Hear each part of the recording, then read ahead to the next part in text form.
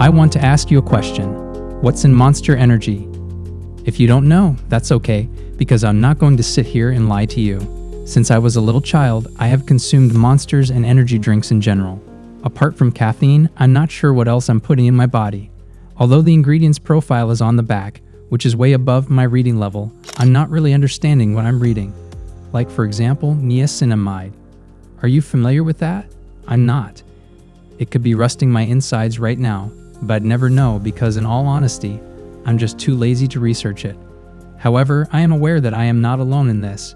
Energy drinks have had a terrible image since the early 2000s for a variety of reasons, including consumers complaining of negative health effects after consuming them and worries about how much caffeine they contain. Now, it's just common knowledge that Monster and the energy drink industry at large have people skeptical about their products. But I simply want to know one thing. Should people be skeptical about Monster? Are energy drinks particularly unhealthy for you? Or does consuming Monster just equates taking a few cups of coffee? We're going to lift the veil today to reveal how Monster came to be, the reasons behind some people's hatred of them, and whether or not that hatred is justified.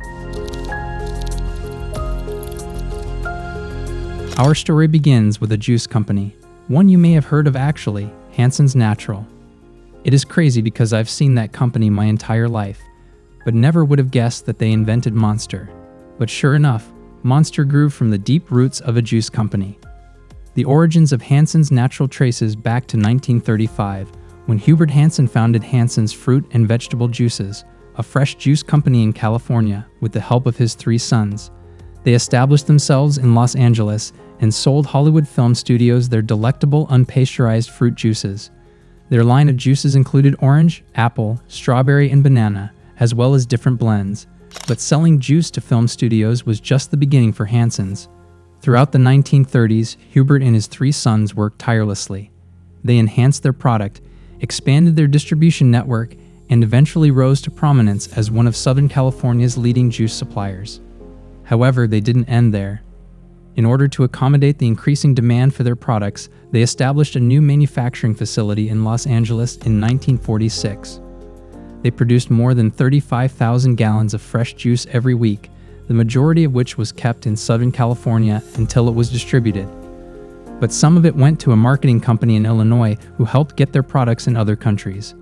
By the 1940s, Hansen's was firmly established in the West, with a growing presence on the East Coast and Hawaii. But in 1951, the Hansen family faced a tough year when founder Hubert Hansen passed away, leaving his 3 sons in charge of the company.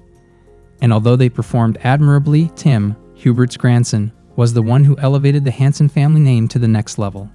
In 1977, Tim Hansen began his own distinct fruit juice business. Natural sodas and pasteurized shelf-stable juices were their areas of expertise. In 1978, Tim founded Hansen's Natural Sodas, a branch of Hansen's Foods, and by the mid-1980s, their sales had exceeded and approximated $50 million. But even though their sales were in the multi-millions, it still wasn't enough to repay financing for a new factory. So in 1988, they filed for Chapter 11 bankruptcy, which I know sounds like a horrible turn of events considering how well they were doing. However, it was this approach that set them on the path to developing their multi-billion-dollar products. Hansen's was purchased by an investor group on July 27, 1992. Part of that investment group was a man named Rodney Sachs, who became their new CEO. And even though they were losing money at the time, he felt the brand's longevity and name recognition would be worth banking on. Post-acquisition, they seemed to be evidence of a turnaround. CEO Rodney Sachs took them public that same year, listing them on the NASDAQ, and revenue rose to over $21 million.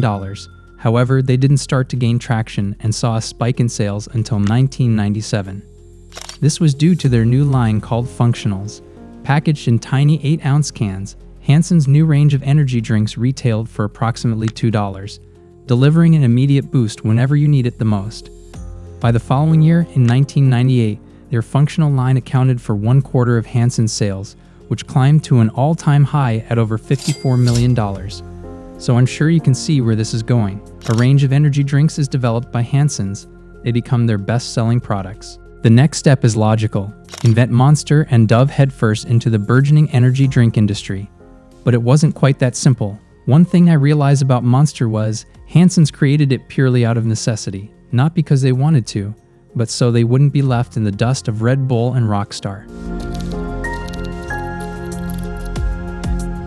In 1997, Red Bull made their US debut, grabbing a sizable chunk of the market. So Hansen's responded by creating their own line of natural energy drinks, capturing an initial 50% share of the US market. So for a little while, they were neck and neck. However, the energy drink market took off in the 2000s. Red Bull now dominates 75% of the US market, along with 50+ additional brands eager to join on the bandwagon. But at this point, Hansen's market share was just over 8%. The battle grew even more intense after Rockstar launched their 16-ounce cans in 2001 and sold them for the same price as Red Bull, really throwing a monkey wrench into the industry. The Hansen family realized they needed to act quickly. After sitting down with various marketing and branding experts, they came to a sad but helpful conclusion. They realized the Hansen brand itself was inconsistent with and just plain wrong for the energy drink market, and knew they could no longer continue on as Hansen's, at least in the energy drink industry. So in 2002, they formally debuted Monster and slowly but surely began their rise to the top. By 2012, Hansen's had truly created a monster, one so big it swallowed their company whole. But not in a bad way. Hansen's announced on January 5, 2012, that they have formally changed their name to Monster Beverage Corporation. The shareholders felt it made more sense for the company name to reflect their most lucrative product.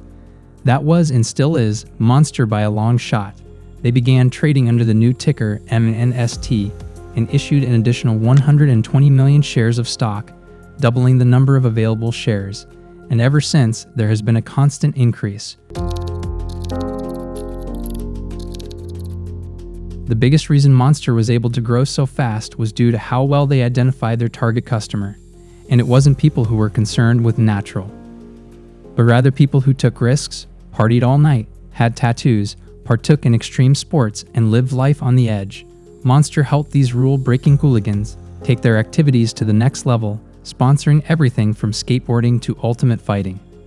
But even though sponsoring extreme sports is a huge source of revenue for Monster, I believe that association is part of what helps people view it as a dangerous drink. Not to mention the presentation this woman gave, in which she expounded on how the Monster logo is, in fact, 666. And over the years, they've released products like the BFC, or the Big Effing Cans, which is still the biggest energy drink I've ever seen. And I'm sure that's made people mad, as some people get furious at the notion of glorifying caffeine consumption. But at the same time, I get it. Monster is supposed to be a little edgy and complement an edgy lifestyle. I simply believe that people were somewhat psyched out by the combination of three factors. Number one being it's new. Energy drinks haven't been around for that long. Even Red Bull has only been around since the 80s, and people just tend to be wary of new things. Number two, concerned about the ingredients, just the way Monster markets themselves. They make an effort to give the impression that they use ingredients that are too strong for the typical person to handle. Number three, the concept of change. In other words, people often become quite concerned or cautious when you ingest something that impacts your energy level or mood, with the implication being this must be bad for me. But are they that bad for you? Well, all we can really do is compare it to coffee, since that always seems to be the argument for those against energy drinks. Just have a coffee instead. But let's see how they really stack up. We'll start with the caffeine. The maximum amount of caffeine recommended by the FDA is 400 milligrams per day, so we'll keep that in mind as we're comparing. A standard 16-ounce Monster has 160 milligrams of caffeine, which sounds like a lot, and a cup of coffee has 95 milligrams of caffeine. So just in terms of caffeine, coffee wins, right? Yes. But here's where the fascinating part comes in. A cup is only 8 ounces, which is a tiny amount. And whenever I see people consuming coffee, I swear it's always over 8 ounces. So when it comes to caffeine, a single Monster does have more than coffee. But that's also assuming you're only drinking 8 ounces of coffee. Sugar is the next category, and a standard 16-ounce Monster contains a lot of sugar. 54 grams to be exact, but black coffee has exactly 0 grams of sugar. So again, coffee wins.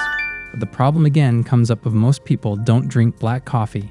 They drink coffee with lots of creamer, syrups, and toppings. Starbucks frappuccinos are frequently higher in calories and contain identical amount of sugar, so coffee by itself for sure has a lot less sugar than a Monster. It's just most people drink their coffee with added sugar. But one big difference Monster has that coffee doesn't is the sodium. And this is where they differ the most, because a full Monster has 370 milligrams of sodium, while coffee has just 5 milligrams. The last category to compare coffee and Monster on is vitamins. But what's funny is when researching the vitamins in coffee and Monster, I found a ton of overlap. It seems the biggest thing Monster offers that coffee doesn't, in terms of vitamins, is a lot of B12 and preservatives. And you remember I mentioned earlier that the one ingredient, niacinamide, might be corroding my internal organs. Well, that's not likely to happen, as it turns out to be a type of B3 vitamin. But I could be wrong. And I have just one question for you. Do you drink energy drinks? Let me know down in the comments below. Thank you for watching and for the support.